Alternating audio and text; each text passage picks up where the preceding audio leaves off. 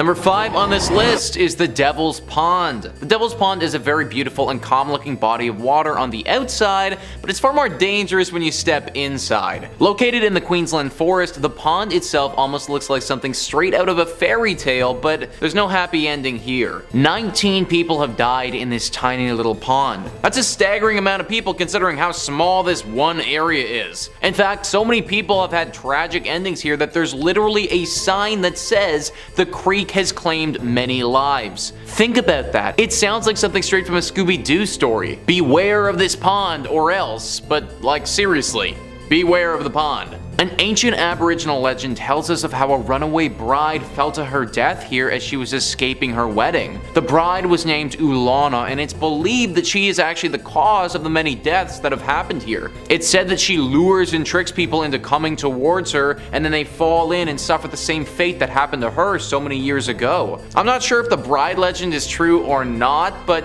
even if it isn't, this is clearly an incredibly dangerous spot in its own right. Australia is a big place, so don't feel like this is your only option if you're going for a swim when you're there. Number 4 on this list is the National Film and Sound Archive. Located in Canberra, which I actually just discovered is the capital city of Australia. Always thought it was Sydney, but actually it's Canberra, so that's fun. But anyways, the Film and Sound Archive is a staple of media culture in Australia. It just hasn't always been that way. Crypto-naturalist Tim says the NFSA building is regarded by many ghost hunters or paranormal aficionados as not only one of the most haunted in Canberra, but also one of the most haunted in Australia. It's not because it houses spooky movies though. The ghosts that are reported in the building stem from the period that it was the Institute of Anatomy. That's right guys, this building prior to being what it is now was housing and studying dead bodies for 50 whole years. There were countless scientific experiments that went on here on hundreds to potentially even thousands of corpses. During this time, it was a museum as well and showcased the dead bodies to those who visited here.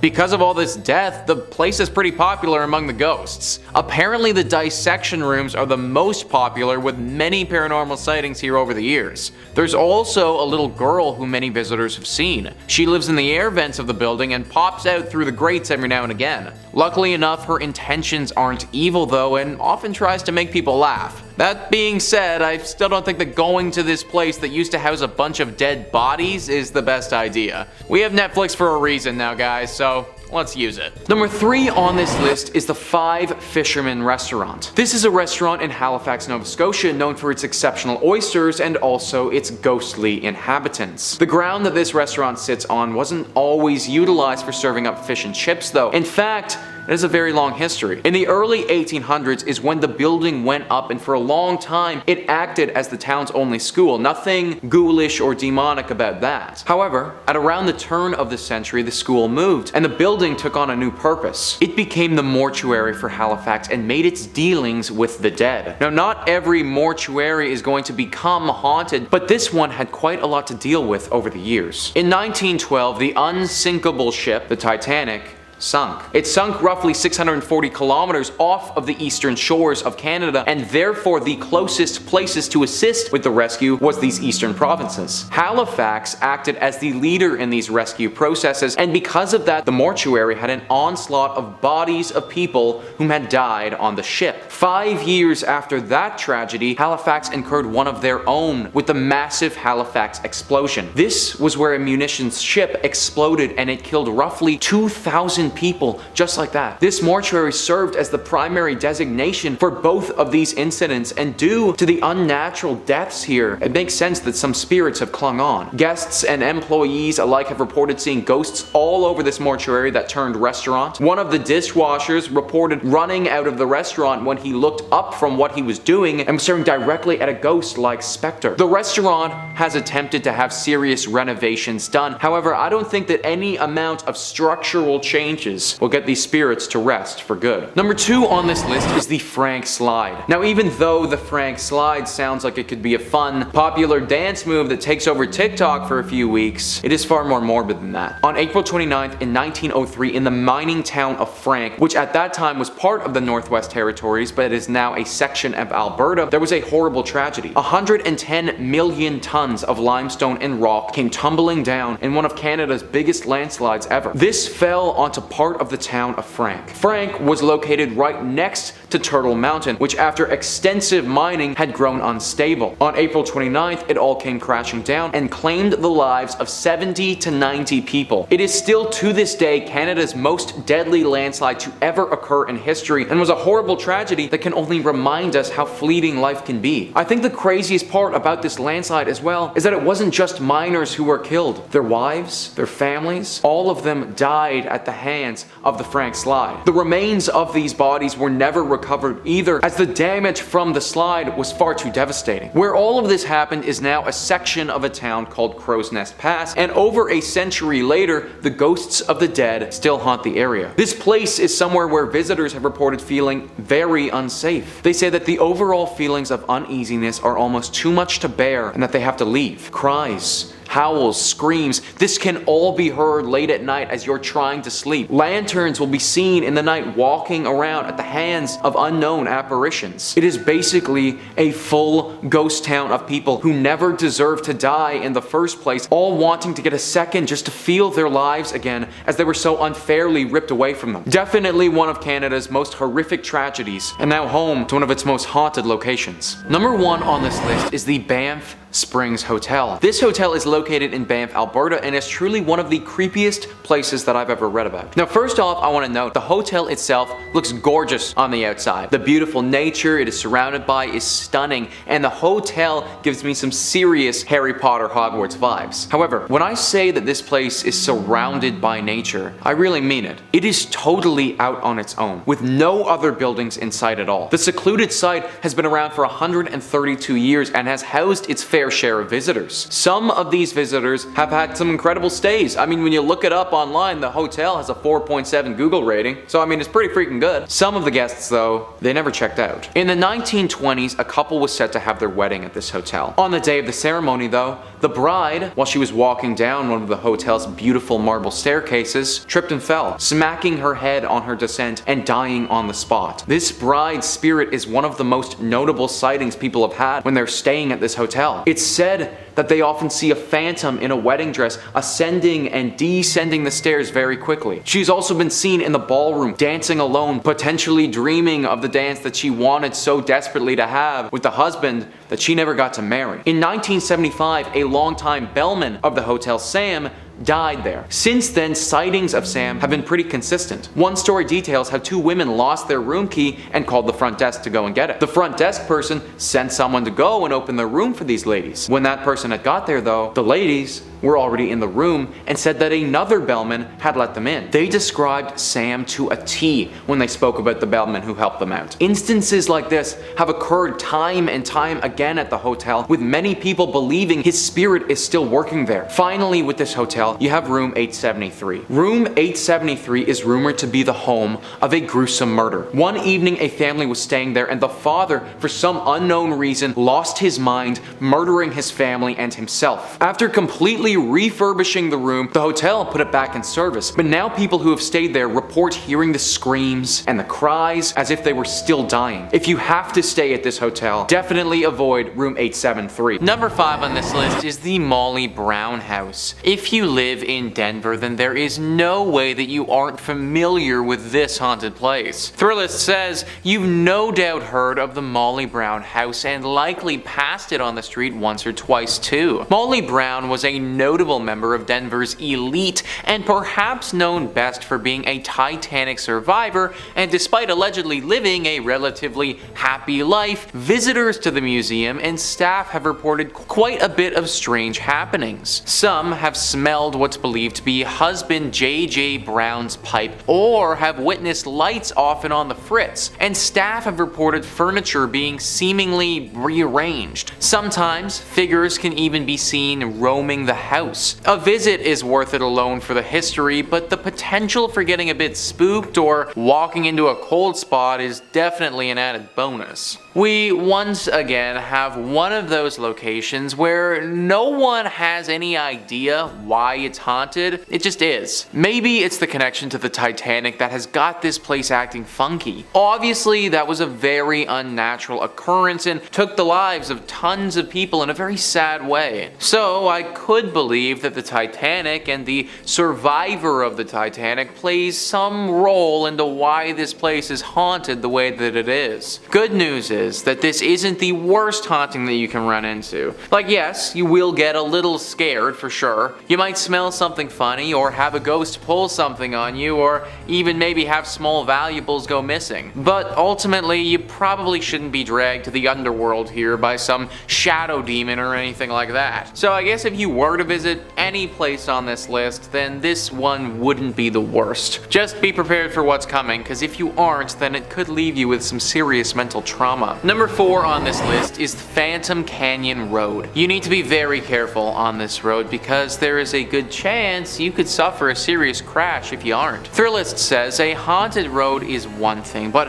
a haunted road in Colorado means you're likely on the edge of a mountain and at some serious elevation. Phantom Canyon Road is a detour off the Gold Belt Tour byway connecting Cripple Creek and Florence, and was originally the railroad for that route. As you drive along, you can clearly see the ghost towns of Wilbur, Adelaide, and Glenbrook, and legend has it that the reason for Phantom Canyon's name is credited to sightings of a man wearing a prison uniform walking along the tracks in the 1890s. The man supposedly had been executed at the Colorado State Penitentiary a few days earlier. So yeah guys, you better have your wits about you, because if you don't, this ghost might come out and startle the crap out of you, and then the next thing you know, you're gonna be face deep into a tree somewhere. It also just adds to the horror ambiance that you're driving past several ghost towns along the way. Like, of course, they just had to be on the side of the road as you're also getting stalked by this ghost prisoner. No one really knows what this prisoner wants with you, but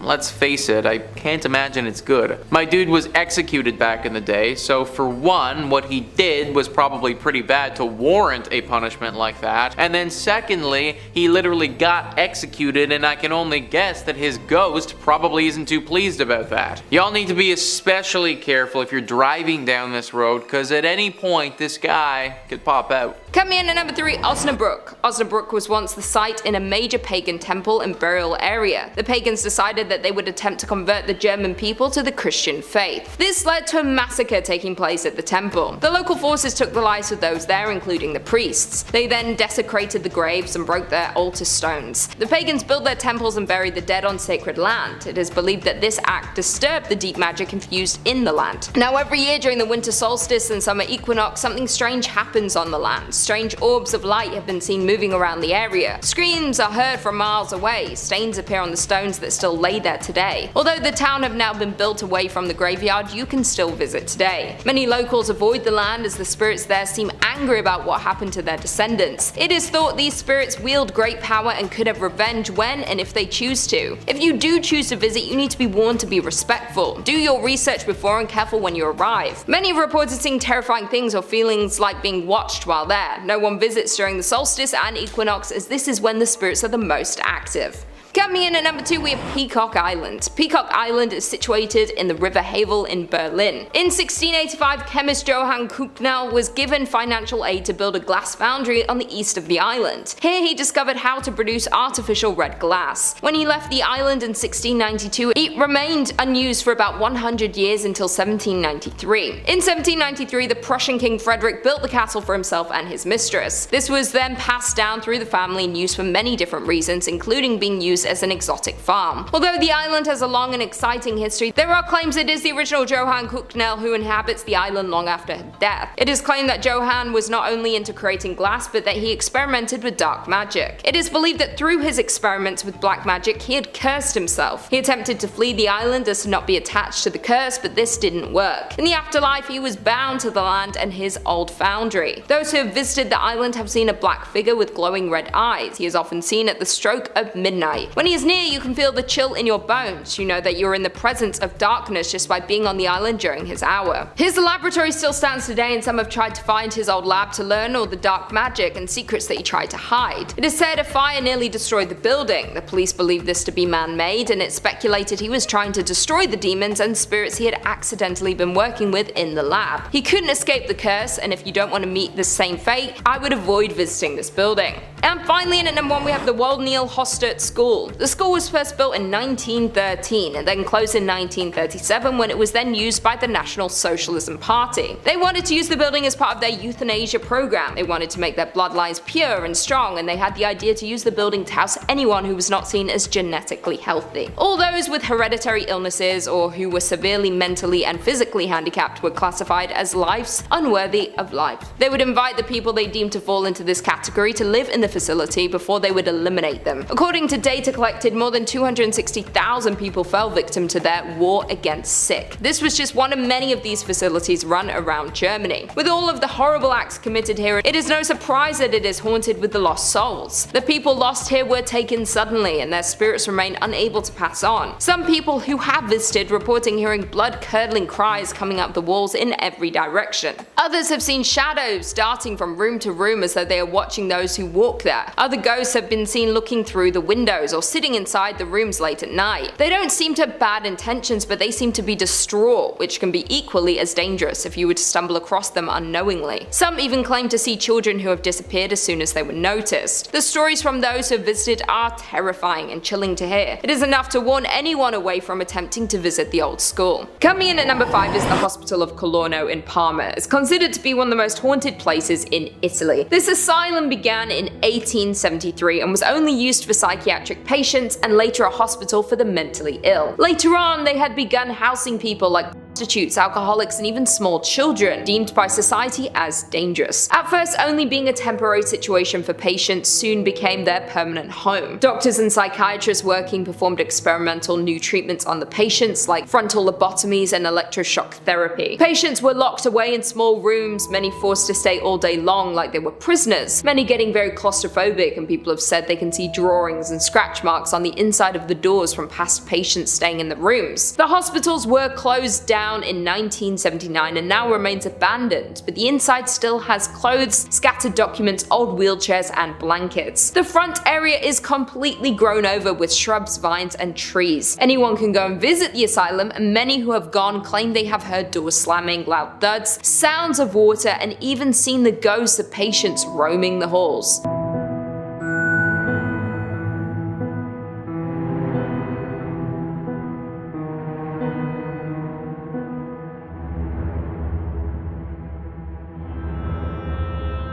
Coming in at number 4, we have Villa de Vecchi. Number 4 is Villa de Vecchi, or the Red House. Considered to be the most haunted house in all of Italy, it was commissioned by Count Felix de Vecchi, who was the head of the Italian National Guard. The home was built in 1854 by architect Alessandro Sedoli and was Count Felix de Vecchi's summer home. Unfortunately, Sedoli wasn't able to see the completion of the home due to his death during the construction of the property. Legend has it that the Count returned home to a tragedy regarding his wife and daughters, and later took his own life inside of the house. After the Count's death, his brother had taken over the property and owned it until 1938 before it was left abandoned for the next 2 decades. Popular occultist Aleister Crowley had been rumoured to spend some time at the home sometime in the 1920s. Fans and followers of Crowley soon began to visit the mansion, and some say they performed satanic rituals. A broken piano remains in the abandoned mansion, and visitors have claimed to hear it playing while they were there. Others also say ghosts roam the house to this day. Coming in at number 3, we have Doherty Hotel. The Doherty family has owned and operated the hotel since it opened in the 1920s. The Doherty men were and remain the business managers. However, as the current owner Jim Doherty tells it, it was the Doherty women who were the heart and soul of the business.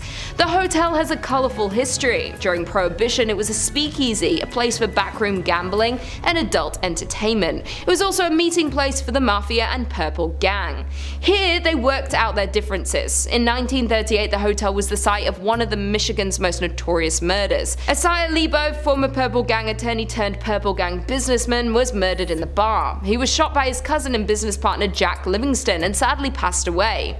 Ever since, there have been numerous hauntings. Some believe it's Lebo who haunts the ground, or grandmother Helen Doherty, who passed away at the hotel. But there is one thing for sure, and it's the many ghost stories that are now associated with the hotel. Guests, visitors, investigators, employees, and the owners have all had some kind of paranormal experience at the hotel, which includes perfume scent wafting through occasionally, loud knocking, bedroom doors open and close by themselves, and dark apparitions and shadowy figures have been spotted anywhere from the lobby to the top floor.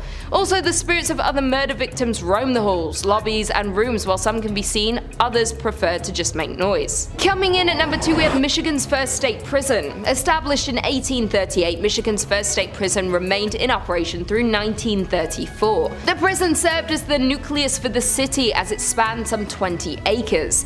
Over the years, it relocated and at one point became the largest walled prison in the world with around 6,000 inmates. In 1952, in response to poor medical care, brutality from the guards, and bad food, 2 maximum security prisoners took hold of a guard and used his keys to release other inmates. A days-long riot ensued, resulting in 9 guards being held hostage. Additionally, the riot resulted in the deaths of several inmates and guards before it was extinguished by the National Guard. The inmates fought for and won a list of 11 demands for reform. Today, the old prison has become the Armory Arts Village, a residence and studio for local artisans. Apartments are very contemporary and halls are covered with artwork. In spite of its modern renovations and freshly painted walls, though, rumours persist of its haunting. Visitors, workers, and artists of the space claim some prisoners and guards still haunt their former home. Residual sounds of riots are also frequently reported due to the prison's history of such occurrences. Judy Krasnow, an employee at the renovated Arts Village, hosts daytime historic tours of the prison, so a visitor can see the hauntings for themselves. She is also a resident of the prison and lives on site. She has confessed she believes her apartment, which was once a series of prison cells, has ghosts. Furthermore, Judy is not the only resident who believes that. Even though the upper floors have undergone renovations, the underground section that holds solitary confinement remains structurally intact. Although cells have been removed, there is intensity in this area that cannot be denied. And finally, in at number 1, we have the Whitney Restaurant. Located on Woodward Avenue, Restaurant Whitney was the former mansion home of David Whitney. David was one of the Midwest's wealthiest lumber barons at the turn of the century, and he built this magnificent 21,000 square foot home in 1894. The mansion was restored in the mid-1980s, and since then, reports of unexplained paranormal activities have been reported, such as shadow figures have been seen on the second floor, disembodied voices have been heard, and other strange phenomena have occurred. It is known that the mansion is haunted by Whitney and his first wife Flora. Flora always wanted to live in a mansion but died before the home was finished, leaving Whitney to raise their 4 children.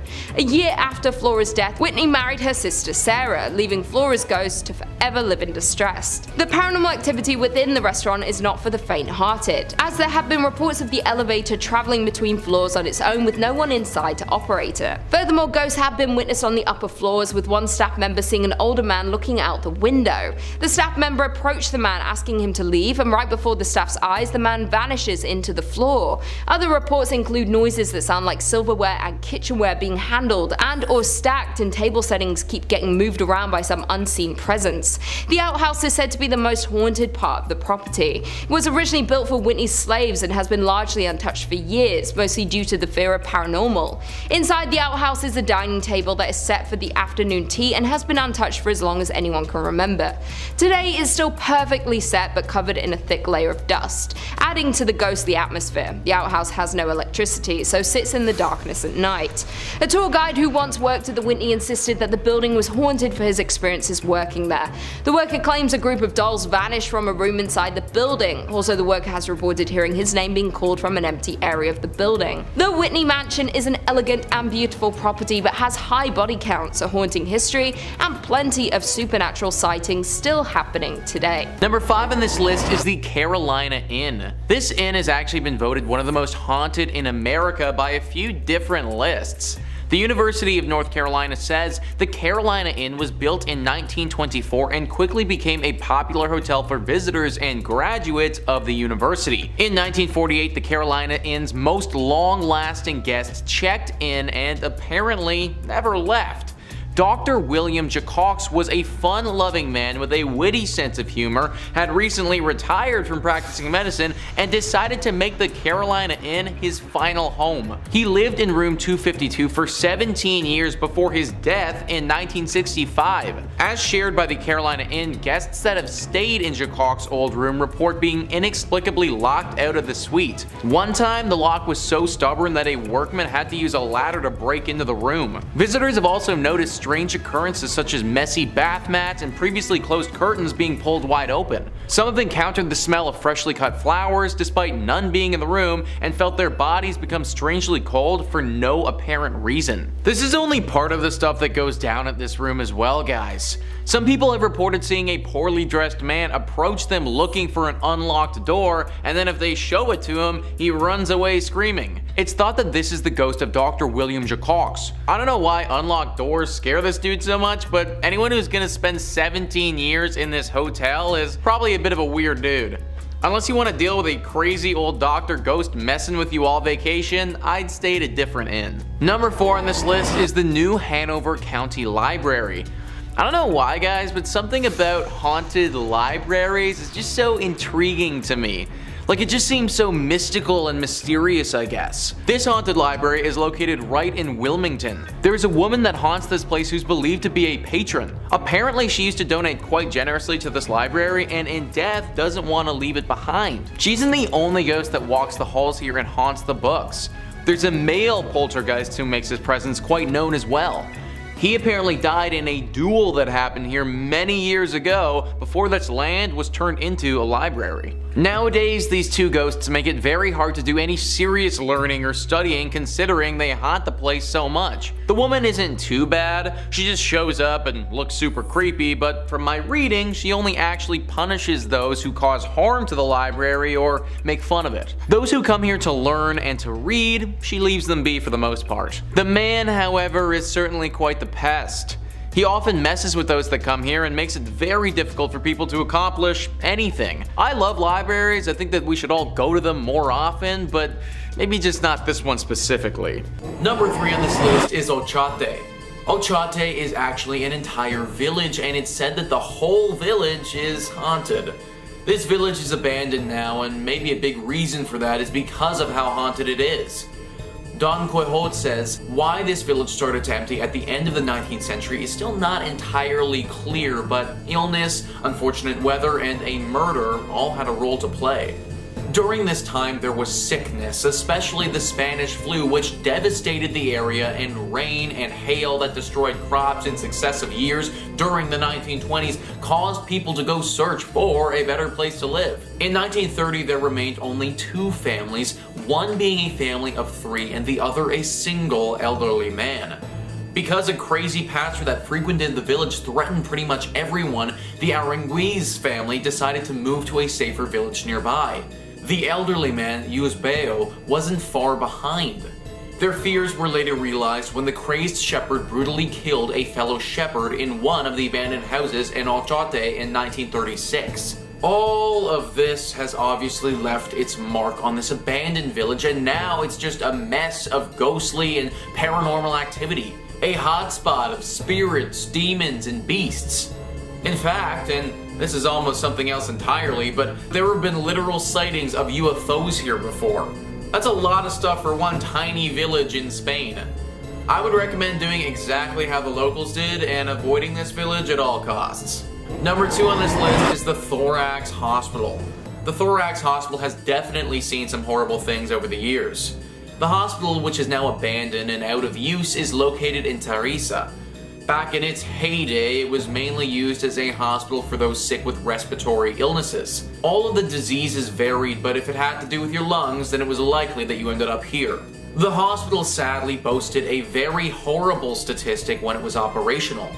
It seemed that an uncanny amount of individuals would take their own life if they got sent here. Many believe that due to the nature of the diseases that we're referring to, many people died a slow and painful death. This process often induced a sort of psychosis where the individuals would start to lose their mind a little bit before dying. Logical thought was very hard for these individuals to grasp, and even though it was a house of the sickly, it also turned into a house for the mad. This is why a lot of these individuals would take their own life. One of the biggest legends surrounding this spot is the jungle. Apparently, there is a garden in the middle of this hospital. Patients would go up to the 9th floor and they would either be thrown off or jump themselves to what was called the jungle down below, or the garden. Obviously, the 9-story fall was too much for their bodies to take and they would die. That's why people believe this garden to be the most haunted of all the spots in this hospital. A very dark and somber place in Spain that shouldn't be gone to. And finally, number 1 on this list is the Malaga Tunnels. Malaga is a beautiful province in Spain by the water. It's a very popular tourist attraction spot that has some of the most beautiful beaches in the world. Underneath the fun in the sun, there are some deeply haunted tunnels though. Cycling Country writes, tied to a grisly chapter in Malaga's history when for 30 years a spate of young girls went missing in the area, some of their bodies were found near a river quite close to the Cortajo.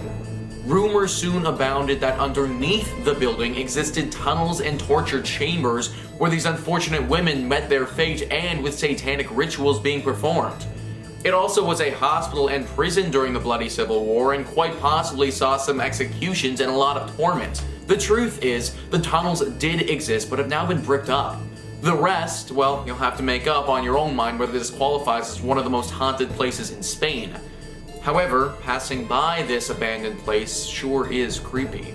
Disembodied voices, screams, lights, a sudden grip by a cold hand, and appearances in upstairs windows of people all add to the strangeness of this spot and have been witnessed by researchers in the paranormal fields.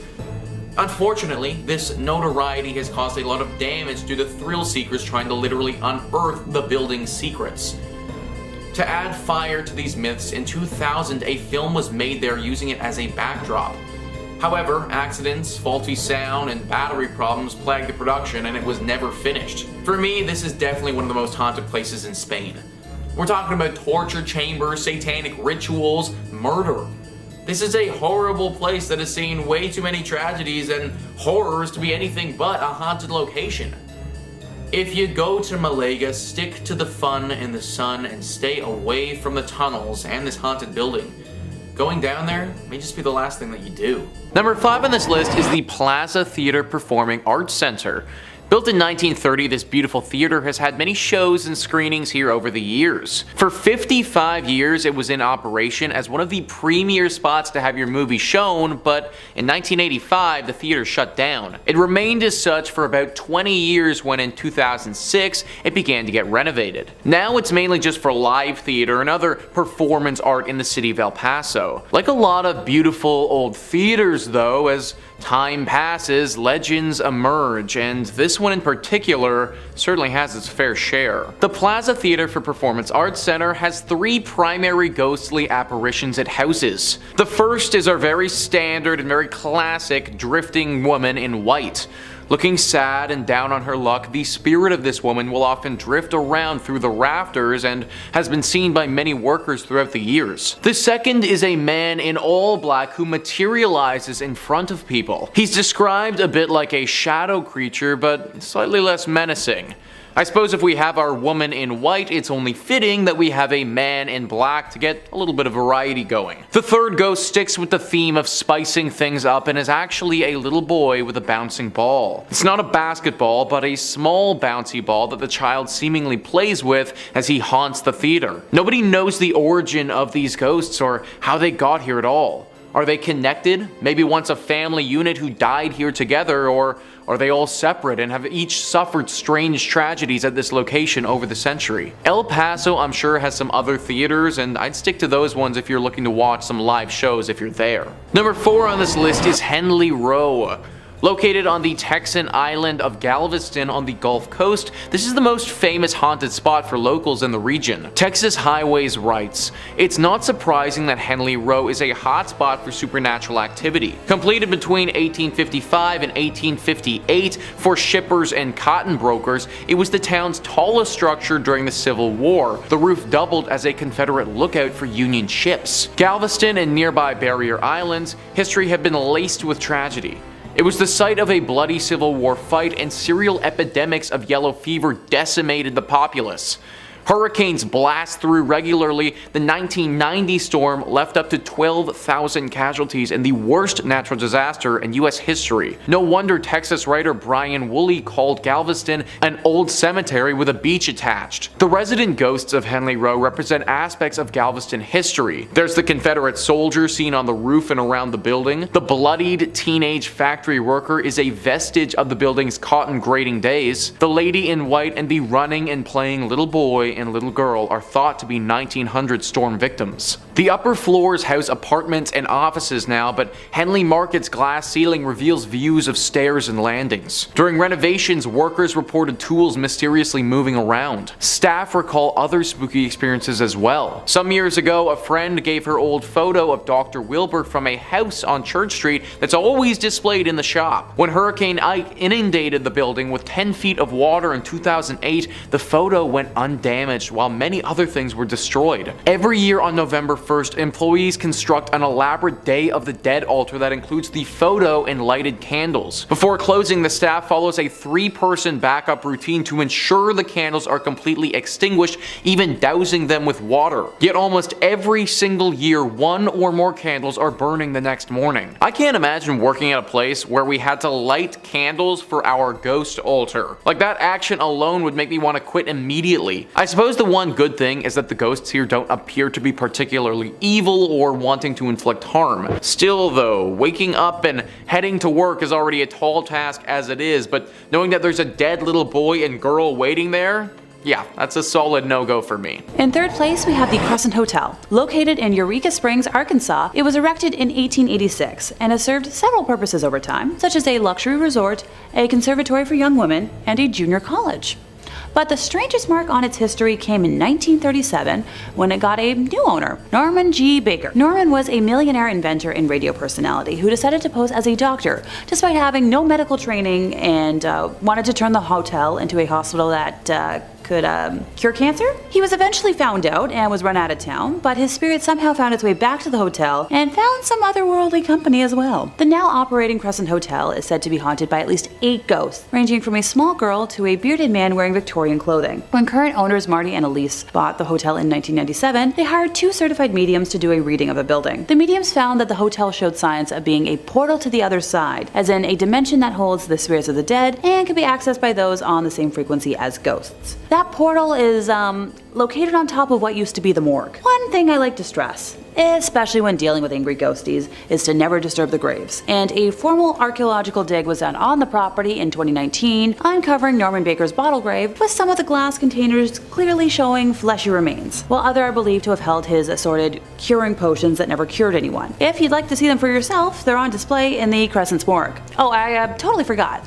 The morgue, complete with autopsy table and a walk-in cooler where Baker stored cadavers and body parts, are open for public viewing. The experience comes with seeing the ghosts of younglings huddled under the morgue's autopsy table, pleading for help. The reoccurrence of a Baker patient who also served as a hospital assistant being seen in and around room 419, better known as Theodora's room. The early morning loud squeaking of wheels in the 3rd floor corridor, accompanied by sightings of a nurse pushing a gurney full of corpses down the hallway, only to see it vanish into thin air. In second place, we have Eastern State Penitentiary in Philadelphia. The castle-like penitentiary took solitary confinement to new levels when it was built in 1829. Prisoners lived alone, exercised alone, and ate alone. When an inmate left his cell, a guard would cover his head with a hood so he couldn't see or be seen. Now, the prison had to abandon its solitary system due to overcrowding from 1913 until it closed in 1970, although the forms of punishment did not get any less severe. Current reported paranormal happenings have included, disembodied laughter, shadowy figures, and pacing footsteps. Yeah. Elaborating now. Cell Block 12 is known for echoing voices and cackling, while Cell Block 6 is known for shadowy figures darting along the walls, and Cell Block 4 tends to have visions of ghostly faces. Many people have reported seeing a silhouette of a guard in one of the towers. Oh, and that might not sound weird, but there's no way to physically get to the top of the tower today, since the brick stairs crumbled away, many years ago. One of the more legendary tales comes from Gary Johnson, who helps maintain the crumbling old locks at the prison. In the early 1990s, he had just opened an old lock in cell block 4 when he says a force gripped him so tightly that he was unable to move. He described a negative, horrible energy that exploded out of the cell, while tormented faces appeared on the cell walls, and that one form in particular beckoned to him. Although executions were not carried out at Eastern State, the prison was home to its fair share of deaths. At least, 2 guards were killed over the years, as were many inmates, with their spirits still very much present. In first place, we have the Hotel Monte Vista in Flagstaff, Arizona. So with tourism on the rise in the 1920s, residents of Flagstaff decided that building a hotel was the crucial, next step in aiding the city's growth as one of northern Arizona's premier destinations. Fundraising began in early 1926, and by New Year's Day on 1927, the hotel was finally open, offering 73 guest rooms under the name Community Motel, which would later be changed to the Monte Vista, a name chosen by a 12-year-old contest winner. This hotel hosted one of the few hidden speakeasies in Flagstaff during Prohibition, which was, a late-night establishment fed by secret tunnels that were built by railroad workers and ran for miles below the downtown core. Over the years, it has adopted quite a few spirits, and I'd like to elaborate on 3 of them. Out of the many rooms in this historic hotel where the spirits of the past like to make their presence known, let's start with room 220, where an unusual one-time resident, known as the Meat Man, is still causing a stir to this day. This long-term boarder, who spent his days at the Monte Vista back in the early 1980s, had a somewhat unusual habit, hanging raw meat from a chandelier. No one has any clue why he did this, but definitely makes him memorable. One day, the poor schmuck was found dead in his room. Nothing suspicious otherwise, and what has happened in that room since that day is why he made this list. On one such occasion, not long after the meat man had passed, a maintenance worker for the hotel was up in room 220 making a few repairs. When he left, he turned off the lights and locked the door. But when he returned shortly after, he found that chaos had erupted in his absence. The television was fully on, playing at full volume, and even more distressing, the linens on the bed had been violently removed, ripped up, and scattered across the room as if in a fit of anger. The maintenance worker in question steered clear of room 220 from then on, but even today, guests in the room have reported the television acting on its own accord, though it, has long since been replaced, as well as the cold touch of a man's hands. Ooh. Next up, the rocking chair of room 305. So the most common report, which has been well documented, is of an elderly woman in the rocking chair by the window. Guests have long told the tale of the chair moving by itself, knocking against the closet, and some have even seen the old woman herself, gazing longingly out the window. While the woman's name is not known, old stories from the hotel tell of a long-term resident who would, sit by the window, day in and day out, looking out into the world, perhaps waiting patiently for someone to return. Finally, I feel like I'd be cursed if I left out the ladies of room 306. In the early 1940s, 2 women of the night were working their shift, only to be picked up by a man who was staying in,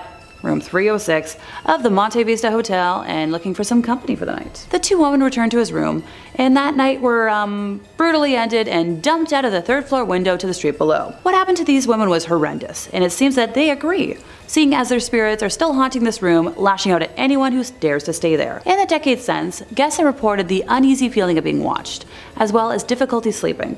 Men in particular tend to be affected, with some claiming that ghostly hands have been placed over their mouths or throats while they sleep. Number 5 on this list is Tranquille Sanatorium in British Columbia. Tranquille Sanatorium has quite an extensive and tragic history to it, which has caused its walls to be the home to many undead spirits. A sanatorium, if you weren't familiar, is an establishment which has the sole purpose of housing those with long-term illnesses and is often associated with tuberculosis. The one that we're talking about right now is no different. It was built in 1907 as a facility to treat people with tuberculosis. However, it didn't stay like this for very long. The purpose of the facility eventually changed to become an insane asylum. It acted as this mental institute for a while until finally becoming abandoned in the late 1980s. Due to its deep history with death, disease, mental illness, it's no wonder that the Tranquille Sanatorium is now deeply haunted. The layout of this facility screams something out of a Stephen King book. It has several buildings that are connected by poorly lit underground tunnels. The building itself looks all too eerie from the outside as well, with dirty cream colored walls that have seen far better days as rot and mold slowly devour them. Visitors of this place report feeling extremely uneasy. A common note for most people that visit is the presence of orbs, strange balls of light that flutter throughout the building and then disappear. Some people have reported seeing a ghostly apparition on the 6th floor. This ghost takes the form of of a woman not older than 30. She appears to be crying and screaming. The tunnels are said to be particularly haunted. People have reported screams coming from nowhere, flashes of movement, menacing and animalistic groans that make you feel as if somebody is right behind you. Children can also be heard playing every now and again in some of the more open areas of the building. Clearly, this place's dark history has impacted it greatly, and just because physical humans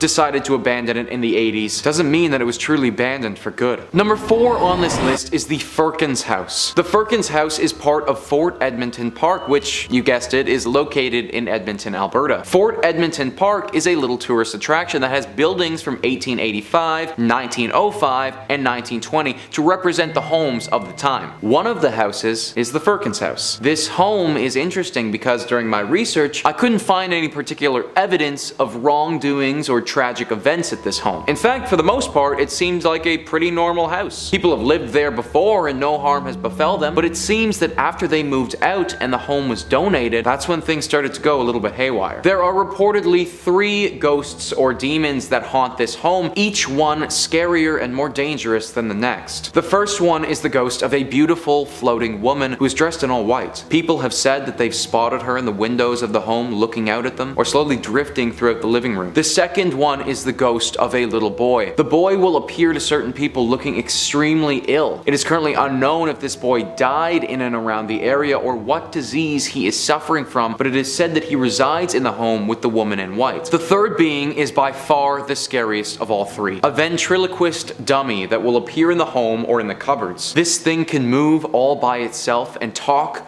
by itself. It is very similar to the popular horror franchise Chucky, and it's said by some to be seeking to harm the living. I'm not sure if the ghost of the ventriloquist has taken over this dummy or if the dummy has taken on its own persona, but I definitely do not want to go anywhere where the primary residence is a demon puppet. Number 3 on this list is the Beechworth Asylum. Ah yes, the classic haunted asylum. It feels like every country has one, but Australia's is particularly bad. The hospital opened in 1867 and was operational until 1995 when it was finally shut down. During that span, when it was functioning, the asylum had over 3,000 patients die in its walls. That is an absurd number of people for a mental hospital. Part of this was because the methods that they used at this place weren't the best. Like most asylums that started in the 1800s, the treatments that they had for people dealing with mental health problems were far from ideal. Shock therapy, shackling patients up, just blatant torture were all things that went down at this asylum. Obviously, this didn't help anyone in dealing with their issues and caused a lot of people to pass away early. Now, these spirits of those who died here haunt the building.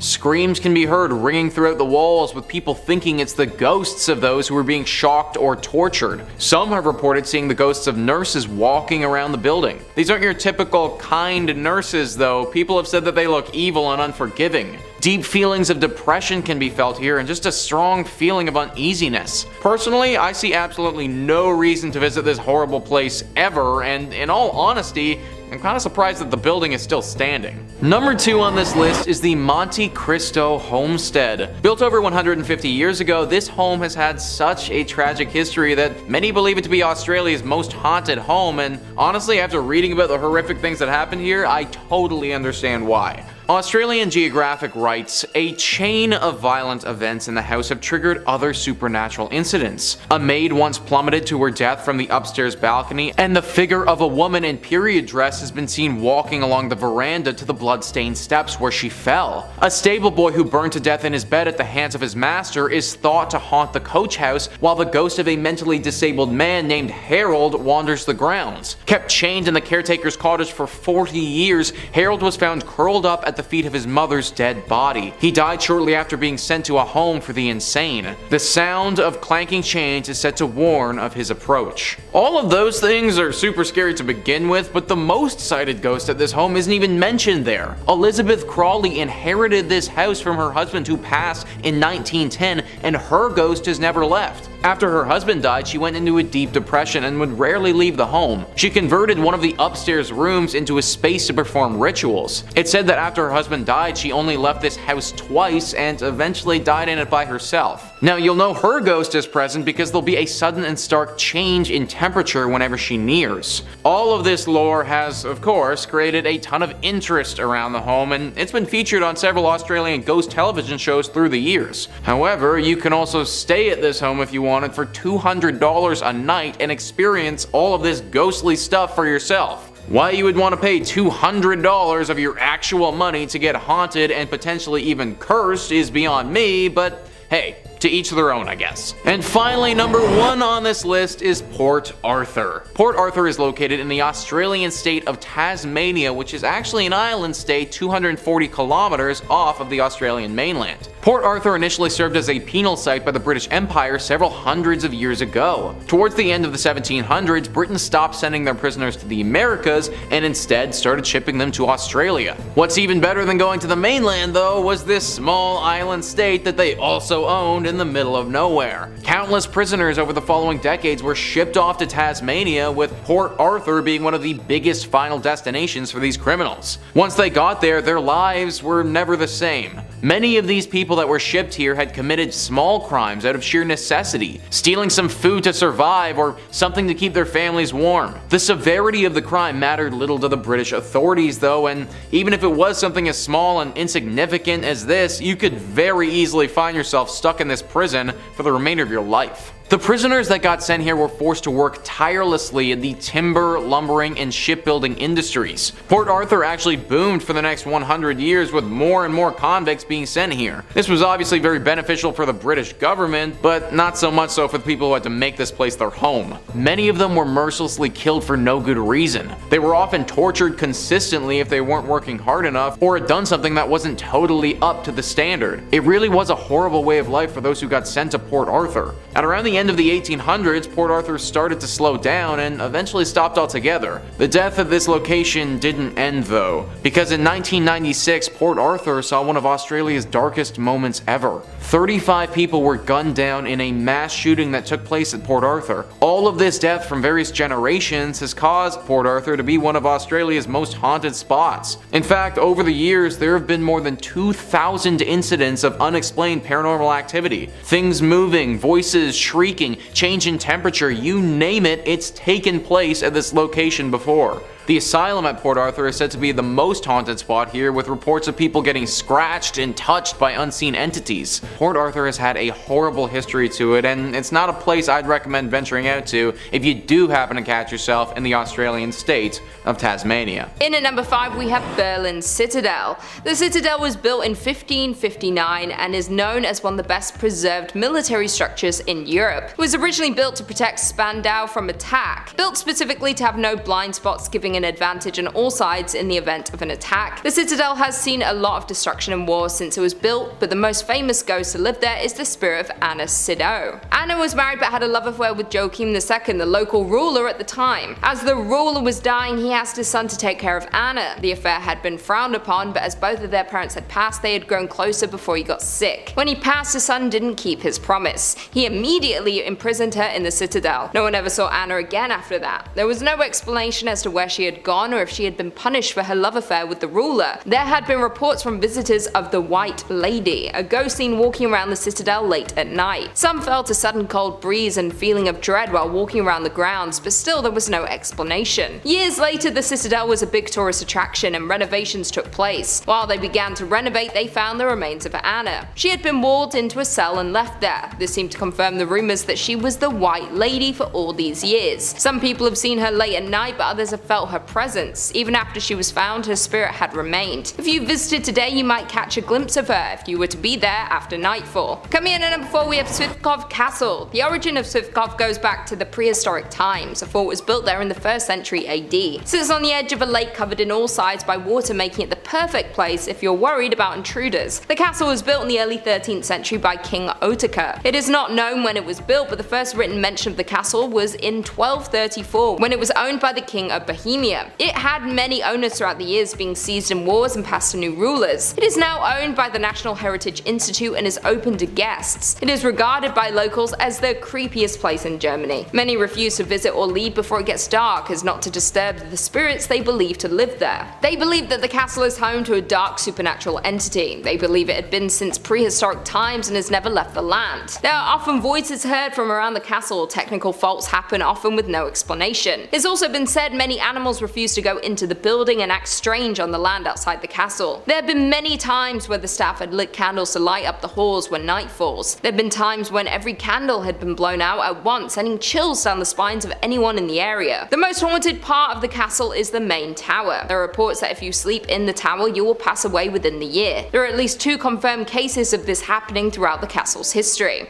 Number 3 on this list is Central City Masonic Cemetery. Of course we had to have a cemetery on this list. No haunted place list would be complete without at least one of them. Thrillist says, founded as a mining town in the late 1800s, Central City is now known as a destination for those looking to head to the hills for a gambling fix in the casinos that now dot the area. But one thing hasn't changed. The woman in black who twice a year appears in this hilltop cemetery above the town. Known as the Columbine Lady, she comes to visit the grave of John Cameron, a prominent former resident of Central City who died in 1884. Some believe she is his fiancée, appearing to leave flowers for her lost love on November 1st, the anniversary of Cameron's death, and April 5th, a date for which the significance remains a mystery, much like the woman herself. This place is safe to go to if, of course, you do not go during these times. She's been coming for a long time, and anyone who tried to interfere with her has had to pay the price. Now, people kind of suspect that she was in a relationship with John Cameron, but there's also another theory. Many people think that John actually wronged her in his life, and that this woman in black comes twice a year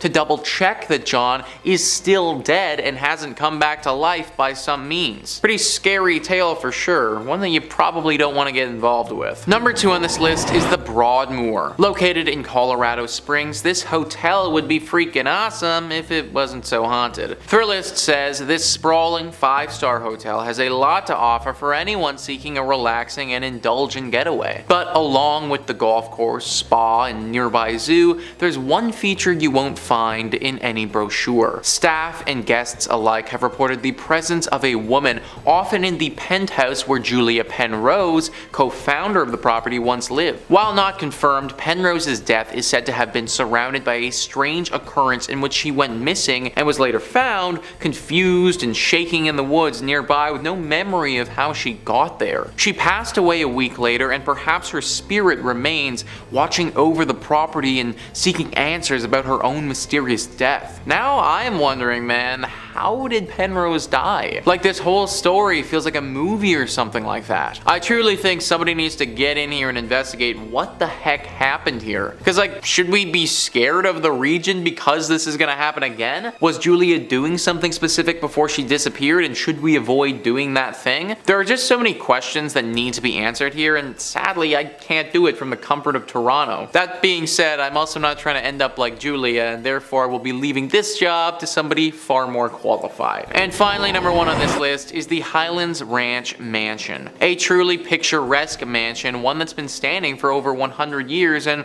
one that's home to a ghostly spirit. Thrillist says this sprawling stone mansion, built in 1891, is often rented for weddings and events due to its impressive structural beauty and picturesque prairie views. But it's also a historic property and somewhat of a museum of the times, with a bit of paranormal activity sprinkled in. The ghost of Julia Kistler, daughter of F. Kistler, who bought the property in 1926, is said to haunt the home, with visitors and staff alike reporting hearing a woman's sobs, seeing a silhouette figure moving about when the mansion was otherwise vacant, and lights sporadically turning on and off. I don't know about you guys, but during my wedding ceremony, I want to hear beautiful sounding music, not the sobs of some ghost woman thing. Apparently Unfortunately, she's crying all the time, and this woman's emotions are not something to play with. There's a story where once several children were playing around here. There was a wedding ceremony scheduled here for later that day, and the children were off doing what kids do before the proceedings got underway. They ran into this ghost crying, and then they started to make fun of her. They were rude and definitely unkind, but they also didn't deserve what she did next. It's said that in a fit of rage, she flew inside their bodies and possessed each and every one of them for a short time, showing them things that were truly terrifying. Things that have ultimately changed those boys' lives and altered their mentality forever. Any ghost that's capable of doing something like that, that's one that I don't want to be around. Coming in at number 5, we have South Manitou Island in Leland. South Manitou Island is part of an island chain in Lake Michigan that extends north to the Straits of Mackinac. The only public access is by ferry from Leland, Michigan. The island consists of a ridge of tilted layers of limestone buried under a blanket of glacial debris. 16 miles offshore from the Lilano Peninsula, featuring 300-foot sand dunes, deserted shoreline, and empty campground, it's about as terrestrially creepy as you can get in Michigan. In the 1800s, the island became a popular harbor for ships traversing the newly built Erie Canal into the Great Lakes and on to Chicago. One local legend surrounds a ship full of passengers stricken with cholera stopped at South Manitou, where sailors buried their victims in a mass grave, some of them still alive at the time. Soon after this incident, the first appearance of ghosts and hauntings began. The mass grave is believed to be near the old cemetery just north of the Bay campground. This is also near where the old dock used to be located. Additionally, the passage between mainland Michigan and Manitou is one of the deadliest sections of Lake Michigan. This is due to a sudden weather change, creating a navigational hazard, causing over 50 known shipwrecks. Traffic was quite busy here during the late 1800s, and there were frequent accidents where ships would literally run into each other. Off the coast of the island lies the shipwreck of the SS Francisco Morazan, where rumors say a young island boy died after trying to explore on his own. There are also 2 cemeteries on the island and an ancient cedar forest where voices are said to be heard. The haunting of this island is so bad it has driven park rangers to go mad and demand to be taken off the island. One ranger even confessed to hearing voices, footsteps, and slamming of doors inside buildings that were otherwise unoccupied. Coming in at number 4, we have Masonic Temple. With over 16 floors and 1,000 rooms, this Gothic temple is one of the most striking buildings in Detroit.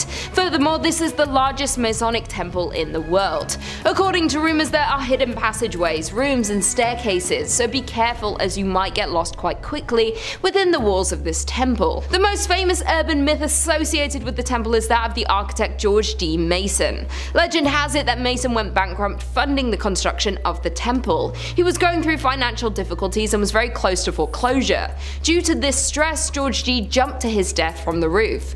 This story will back up the fact that many reports of a ghost climbing the steps to the roof of the building as if stuck in a loop of his darkest moment. Even scarier, additionally, guards frequently find the door to the roof unlocked, even when it was just checked moments earlier. Additionally, the temple has various cold spots and doors are reported to close suddenly. One of the roof doors is said to swing open just moments after it is locked by a watchman.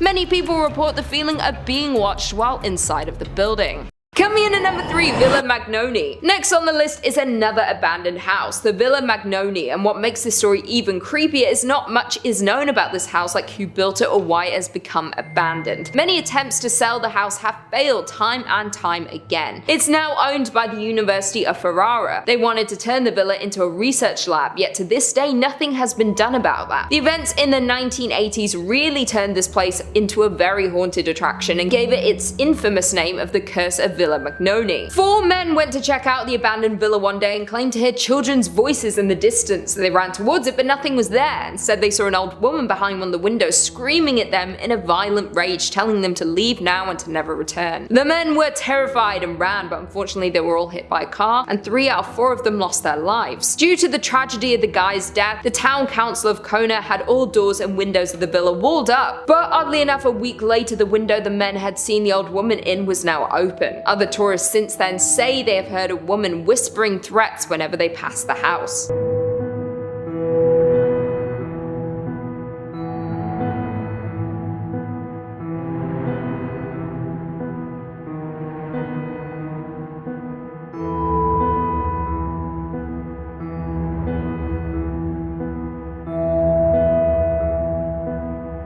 Coming in at number 2, we have Chiesa dei Morti. Our number 2 spot is given to Chiesa dei Morti, or more commonly known as the Chapel of the Dead. It's a small church located in central Italy. The church was built in the 11th century by the Normans in a town called Otranto. This popular horror destination got its name from the 813 casualties beheaded during the Turkish massacre of 1480. 128 Ottoman ships landed on the shores of Otranto, and their plan was to take over Italy. It was a violent and bloody attack. The Otrantians fought back, but in the end were no match for the Ottomans, who went around killing, looting, and setting fire to everything in their path. Once the massive attack was over, the Ottomans made their way to the Otranto Cathedral and found a small group of Christians and attempted to convert them to Islam. When they refused, the Ottomans began to attack and kill all the Christians in the church that day. Thankfully, 3 kings of Naples, Aragon, and Sicily recaptured southern Italy and forced the Ottomans out. In 1711, a chapel was built off the main cathedral dedicated to those killed in the attack. 18 bodies have been mummified and put on display behind the altar along with 100 skulls. This area is known as the Mummy Cemetery. If you're brave enough to go on a tour of this church, the tour guide can tell you how each of the mummies on display passed away. There is also a dungeon-like crypt you can also visit at the church filled with mummified and skeletal remains displayed.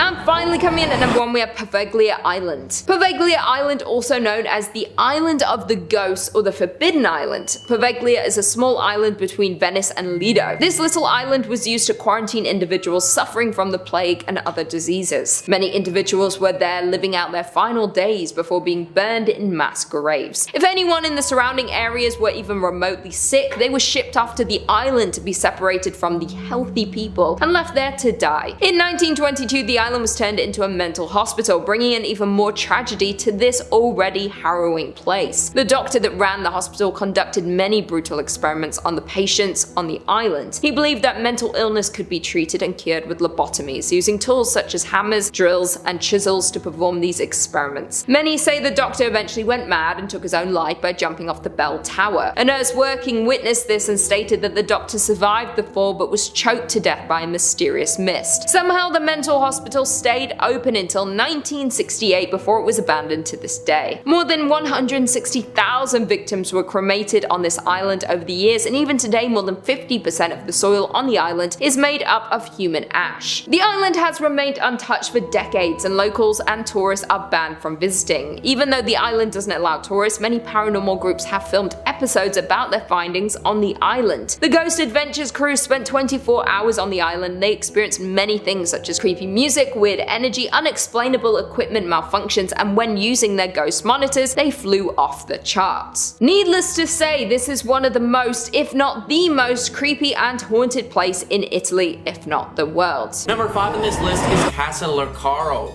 This is a beautiful casa in Tenerife, and there is a ghost that haunts it consistently. Idealista says, the origins of this scary story are related to the old house of the Laro family, which is located in Cala di San Agustin and dates back to the late 16th century. Catalina lived in this building. Many believe that this girl was the daughter of Antonio Laro and that she was forced to marry an elderly man, and for this reason the young woman decided to take her own life by throwing herself into a well at the back of the house, an area which is now closed with a wall. Legend has it that Catalina's body is buried in one of the rooms within the house and haunts the property to this day. This is due to the fact that because she took her own life, the church denied giving her a Christian burial in a cemetery. This lack of a proper burial is probably leading to the fact that her ghost can't rest. As we've seen before on this channel countless times, people who get cast away like that, regardless of their circumstances, their spirit often clings to the living. I doubt that they can help this in any way, it's just kind of the way things like this operate. It also doesn't help getting your body literally stuffed into the walls of your building, and also taking your own life usually isn't the best either.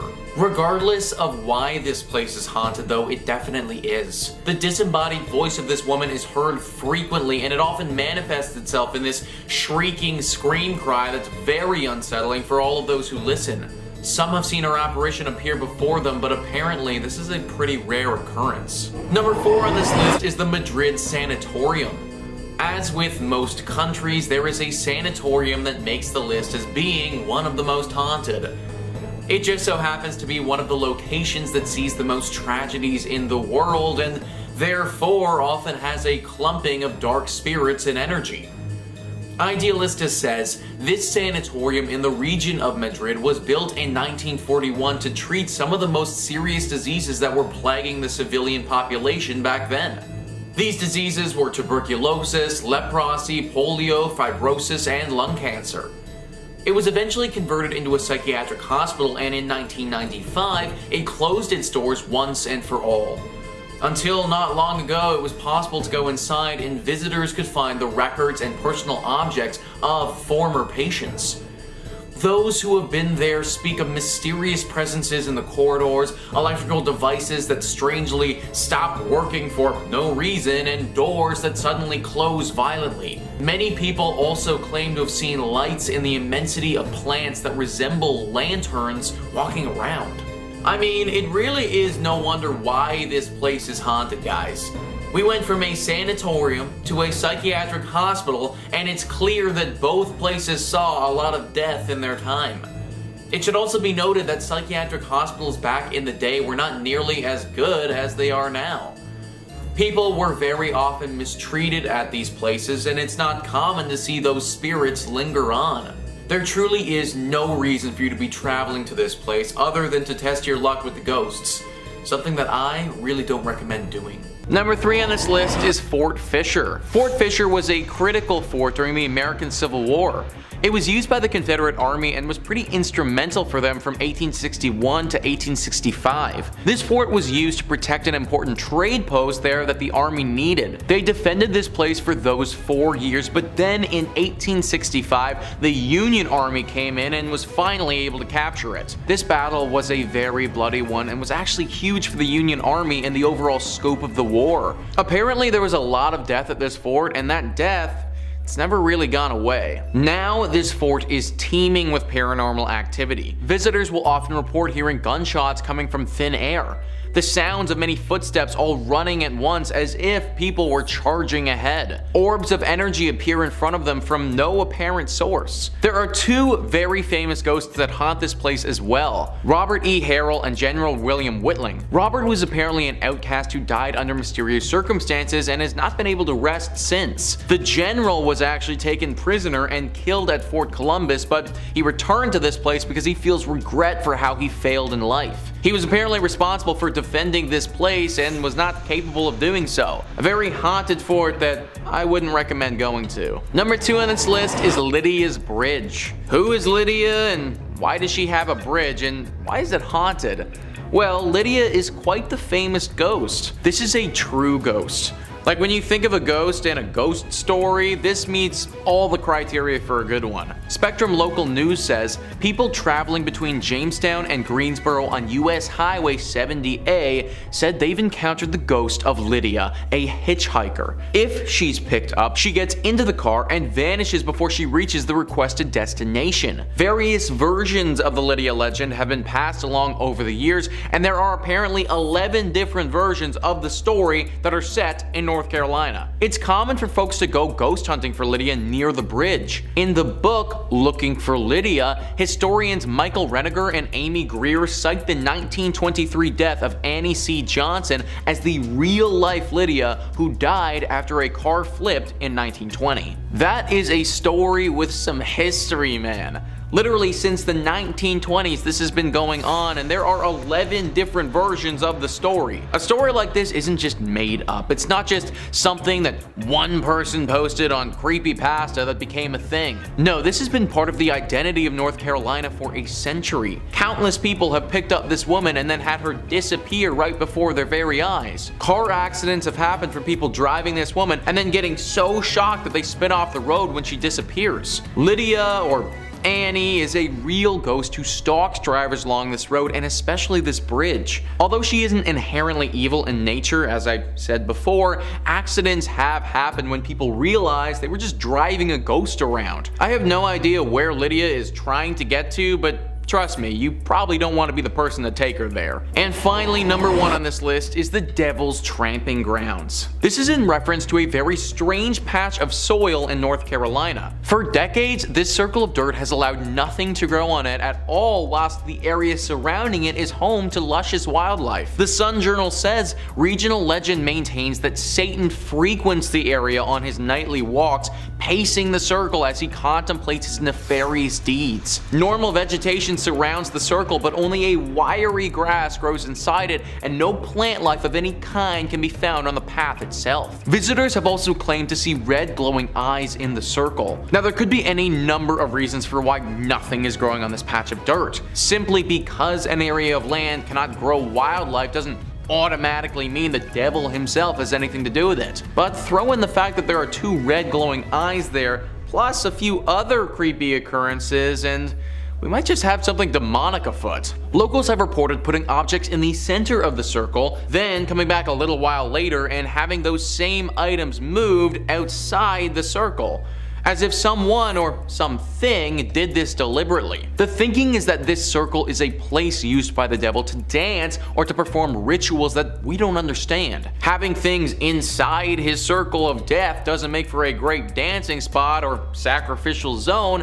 so those things need to get moved. That's why we see the red eyes in the night, and there's an overwhelming sensation of dread in the area. It's the devil doing his devilish things. A daring reporter actually decided to test this theory one evening and slept in the exact spot in a tent. He said that the entire evening he heard the distinct sounds of dancing footprints outside his tent, but couldn't spot anything when he looked out. My dude literally could have been like 1 foot away from the actual devil. No idea how he managed to make it through the entire night, but honestly, solid respect. Either way, this guy's story is an exception, not the norm. I'd avoid this place at all costs, cause if you don't, the devil might actually make you pay for it. In 5th place, we have the Winchester Mystery House in San Jose. Fun fact, California tends to easily be one of the top 5 most haunted states out of the entire United States. And it was a struggle today not making another list with purely locations from, California. The origins for this crazy tale begin in 1881, when the passing of Sarah Winchester's mother, father-in-law, and husband, William Winchester, of the famed Winchester Repeating Arms Company, all happened in under a year, leaving her with a very large inheritance, assumed to be around $20 million, and a 50% stake in the company, making her one of the wealthiest women at the time. If $20 million doesn't sound super rich to y'all, in today's money that would be about $561.6 million. Chump change, right? After living in Connecticut for the majority of her life, an arthritis diagnosis and meeting with a medium convinced Sarah to start a new life in California. She believed her family to be cursed by victims of the Winchester rifle and began construction on what was originally a 2-story, 8-room farmhouse, which she purchased in 1886. She and her late husband shared an interest in architecture, and after dismissing all of the architects she originally met with, Sarah decided to do all of the home planning herself. She was known to rebuild and abandon construction if anything didn't meet her expectations, which resulted in a maze-like design. It is believed that said maze-like design was mainly intended to confuse and keep spirits from harming her and what was left of her family. According to paranormal investigators Mary Jo Ignafo and Joe Nickel, the bell tower built on the property was used to summon spirits, and Sarah was known to throw lavish parties for the beings she feared in an attempt to please them. It was reported in the San Jose News in 1897 that a 7-story tower was torn down and rebuilt 7 times. Honestly, I respect the attention to perfection, knowing what you want, and having the money to be able to not settle. As a result of her expansions, there are walled-off exterior windows and doors that lead to nowhere, along with staircases that end suddenly, and as the house grew in size, up to 5 additional levels were added to the home. When the 1906 San Francisco earthquake hit, the damage to the home was quite extensive, causing the collapse of the 7-story tower and most of the chimneys. An entire wing was destroyed along with the 3rd and 4th story additions, and pipes began protruding from what were once window boxes. Before the earthquake, the house is believed to have had 500 rooms, and at the time of Sarah's passing in 1922, the house had 160 rooms, 2,000 doors, 10,000 windows, 47 stairways, 47 fireplaces, 13 bathrooms, and 6 kitchens. Visitors to the house today have reported multiple instances of experiencing cold spots, footsteps, cooking smells, odd sounds, whispering, doors and windows slamming, and feelings of being watched. Honestly, I still kind of want to visit it. In fourth place, we have Myrtle's Plantation. Located in St. Francisville, Louisiana, and built in 1796 by General David Bradford on top of a former burial ground, this domicile is believed to play home to at least 12 different ghosts. So brace yourselves for a highlight reel. Our first ghosty story begins with a newly married couple, Mr. and Mrs. Clark Woodruff. Mr. Woodruff was a cruel and harmful man and owned numerous indentured servants, which was the icky norm at the time, and one in particular that he liked to, punish went by the name of Chloe. Now, Chloe tried to protect herself from the wrongful punishments by listening in on the Woodruff's conversations and modifying her behavior, which is kind of brilliant. Sadly though, one day after being caught eavesdropping, Clark had one of Chloe's ears cut off. Her mutilation was hidden, at the demand of the Woodruffs, by the use of a green turban. Even though most folks wouldn't see the damage, the painful experience would stay with Chloe and inspire her to make plans for revenge. On the 9th birthday of the Woodruff's daughter, Chloe placed poisonous oleander leaves into the cake, intending to only get them sick so she could nurse them back to health and earn a favor with the family. Desperate times call for desperate measures. Tragically, the dosage was lethal, and it ended up killing the missus and the offspring. After word spread of her actions on the plantation, the other servants were the ones to take revenge. Chloe was hanged by the neck for everyone to witness until the life was drained from her body, and then her body was weighed down by rocks and thrown into the Mississippi River. Multiple visitors to the current location have reported seeing the transparent and ghostly apparitions of a young girl wearing a green turban moving throughout the property. In 1992, the owner took a photo that they believe captures Chloe's spirit. This photo was originally intended to be used to secure an insurance policy for the home in case of fire or other natural disasters, not to prove paranormal activity. The presence of a human figure within the photo was undiscovered until it was developed. Many tests have been done to verify its authenticity, but make sure to let me know in the comments what you folks think after seeing it. Alrighty, what's next? Oh, the next owner of the property, a wealthy family man, and his 5 wards would pass away from tuberculosis on the property. The home was later passed to one of his surviving daughters and her husband, the Winters. Mr. William Winter was a proud member of his community and taught Sunday school out of the home. So one day, as William was teaching, an unknown man rode up on a horse yelling to see him. And as he came out to address the man, he was shot at point-blank range on his front porch. William retreated into the home and staggered partway up the stairs before passing away in his wife's arms on the 17th step of the staircase. The sound of his strong and forceful stomps still linger in the home today, as visitors report hearing heavy footsteps from empty staircases. The overall paranormal activity became more noticeable in the 1970s once it was purchased by the Myers family. Oh, right, remember how I mentioned it was stupidly built over a burial ground? The ghost of a young Native American woman has been repeatedly spotted fluttering about. During the Civil War, the house was ransacked by Union soldiers, and legend claims that 3 were killed in the house, leaving a scarlet stain in a doorway, roughly the size of a human body that cannot be removed.